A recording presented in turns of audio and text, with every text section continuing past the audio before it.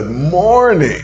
So the other day we had a really awesome live where we went into how to start an investment bank and why to even think about starting an investment bank. I had some great questions that came in, and it was just a cool conversation around some of the things that I've learned in my evolution from starting 20 years ago, just buying businesses, buying internet businesses, buying offline retail, restaurant, spas, all kinds of different businesses because of the opportunity that exists with offline businesses and internet businesses in the micro private equity space. And now that whole market has really matured, which is really cool. And, just to watch a whole industry from infancy where there were just a bunch of individuals, not many people were talking about it. I had no network to see now people are doing it. It's a known thing. I remember the weird looks I would get when I walk into a cocktail party and would tell people what I do. And now that huge opportunity really evolved from just, 20 years ago, me buying a single business, growing it, selling it, to 10 years ago, starting small private equity funds and investing those and doing it on a larger scale, to now being more of a financier. And I think in any market, it's the same with e-commerce. Like the opportunities that existed in e-commerce in 2000 when I bought my first internet business were totally different in how you marketed those and grew those and everything 10 years later. And then 10 years after that, it's again just a whole different thing. The person that you took somebody who in 2010 was absolutely killing it, and you kind of put them in a time machine and pushed them to 2020 and said, okay, now do it. They would know what to do. And so I see now there are even my videos, because I started doing the videos years ago, and people will come to me talking about tactics that I was using years ago. It's like, well, yeah, look at the date on that video. Like, that's way a long time ago. And there's still things, and so I'll leave it out there. There's still things to pick out that are valuable. But it's important to move with the times, to see where the really great opportunities are, and be current. And, I think there are, even there are folks that are training things and charging people to train things that, were great 10 years ago and just not the same anymore.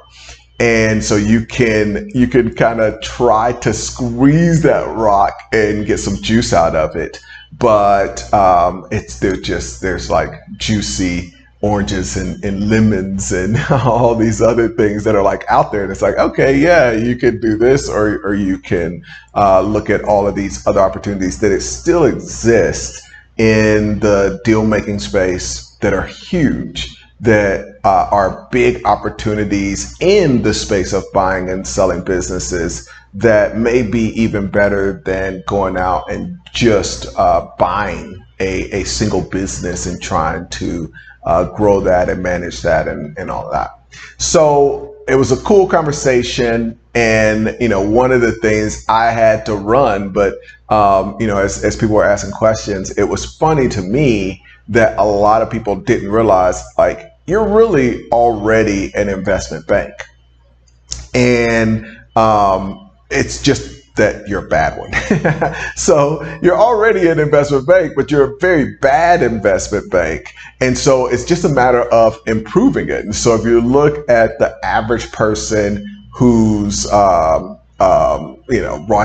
this channel, most of them have 4 of the main aspects of a investment bank just in their personal life. The number one being they have some amount of capital. So one of the things that investment banks will do is they take the capital that they have and they're looking to maximize it. So if they're earning money from fees or just kind of the house capital that's coming in, they want to make as much money with that capital as possible. So everybody who's watching this channel, whether it's $10, $10,000, or $100,000, like, you've got capital, and it's just a matter of not managing it and growing it in the best way possible. The other thing that is kind of neat and interesting is that everybody has essentially what they call a trading desk in the investment banking world. So if you're someone who has a 401k, who has an IRA, again, it's not that you're not in the game. Like, you're in the game, you're just on the wrong end of the game. And so you're not maximizing that capital that you do have, because a lot of times you don't know how to maximize it. But you literally have this part of, it's a business. Like, that is a business. When you have any money that's in the stock market, it's a business. And it's your responsibility to maximize that business. Just like, it's really interesting to me, and especially when people have six figures or even more in these accounts, and like, so they may have a business that doesn't even make that amount of money, but they wouldn't say, hey, I'm just going to pay you to take care of my business, and I'm going to go off and do this other thing. And, I'll check in once a year or I'll check in 10 years, or even worse, I'll check in 40 years. And, you're saying you're going to have everything good to go. My retirement's going to be okay, and all of that. And it's like, no, like, that should be a very active business, the same way that you would not expect that person to, even if it is not terrible, like, you wouldn't expect that person's going to maximize every opportunity. You wouldn't expect that person is like up all night trying to make sure that all your stuff is in order.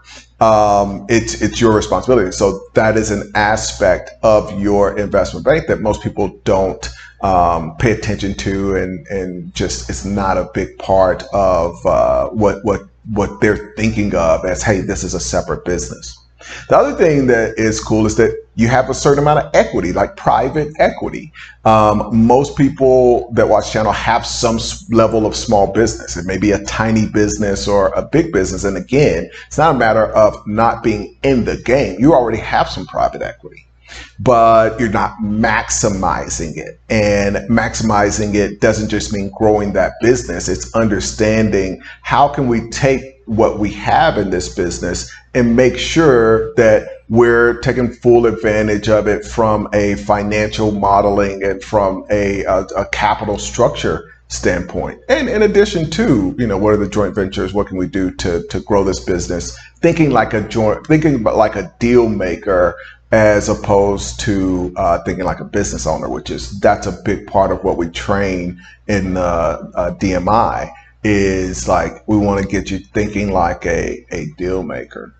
And then the final piece is that you're in the debt game. Like, you have debt vehicles on both sides. Like, you are an investor in debt and you're receiving debt. And let me explain why. So obviously you have debt that you get access to, and a lot of times that debt isn't the best debt. So, I talk on the channel about getting access to business credit, getting things off of your personal credit into business equity, building those lines, and how to do that over a long period of time. So all of that is really cool and great. But when it comes to getting access to debt, what you're doing to make sure that you're making money off of that debt is what an investment bank does. So it's like, I want to get access to the capital, and then I want to turn around and invest that capital and make sure that I'm basically making a spread, which is, the foundation of not just investment banks. It literally is what a bank is. And so a bank will pay out, a lot of times when we bring and this was interesting when I worked with a bank. We think that, oh, we're giving the bank money. Like they've got all this money on their balance sheet. Well, for the bank, that all shows up as debt. And they've got to pay you a certain interest amount. And so when they're getting you to come and bring your money, they're literally just taking on debt. On the other side, they've got assets, and so they go and they take this money and then they invest it and then they earn money, and so the loan that they have is actually their asset, and that's what you want to focus on. The kind of interesting thing about all of this is you also are a debt investor. And I think, when I'm saying the interesting thing about all this is a lot of this is perspective. And I think, as I've had clients that shift their perspective, it changes your income just because of the way you see things.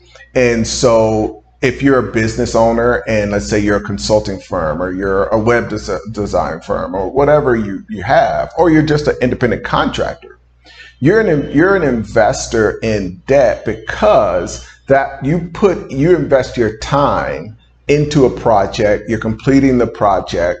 That person isn't paying you for each one of those hours. Each hour that you put in is an investment that you're making that eventually you're going to get paid on. And you want to understand that, that actually has value. So you complete the job. And then when you invoice them, like that invoice is an asset. And it's something that investment banks understand. Like I talked on a live about the origins of Goldman Sachs. So Goldman, who was a guy and basically a financier in the partnership, and later he partnered with Sachs. That's what he invested in. Like he saw the value in an invoice and would basically take those invoices, buy them at a low rate, and then sell them at a high rate. It's still a big business today, 100 years later, and will continue to be. So, but what an investment bank does is the average person doesn't realize, like, oh man, like this is something of value. And that's our job, is to understand all of these places that have value. And that if you're in business, like that's one place that you're literally an investor in debt. Even if you're an employee, you've got a time period between you investing hours and getting paid later, which basically in that in-between time is a value. And so these are all the different, it's more of a mindset that makes you realize that, hey, I'm already an investment bank. I suck at it. So I just got to go and learn how to be a better investment bank, because each individual is kind of running their own little investment bank. Just they don't realize it, so they suck at it.